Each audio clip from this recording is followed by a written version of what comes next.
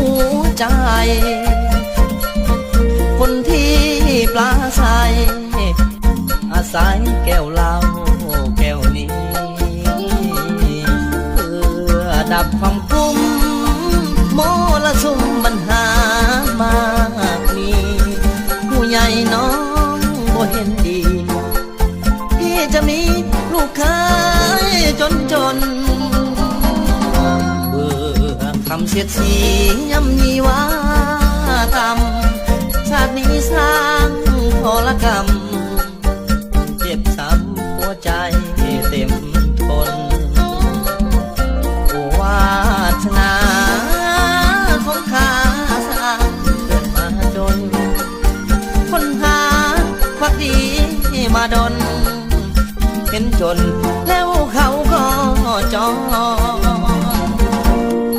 ขอนอนคืนนี้กอดกับแก้วเหล้าลืมไทยลืมเขาเมื่อเมาลืมเขาแน่นอนก็อยากได้ยินเสียงดังที่เขาอวยพรขอลาให้ไก่งามงอนอวยพรด้วยน้ำตาเฮาขอจงมีสุขสมในฤดีคุณอายพอมีห้องนี้ด้วยความมองเศร้าเหล้าแก้วสุดท้ายที่ขายให้หายบรรเทา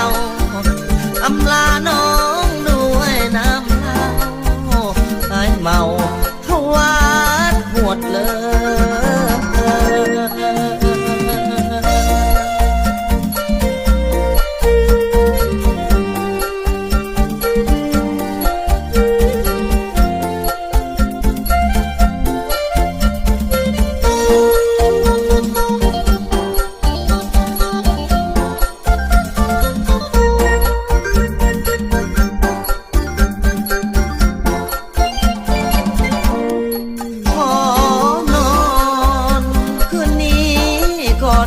แก้วเหล้า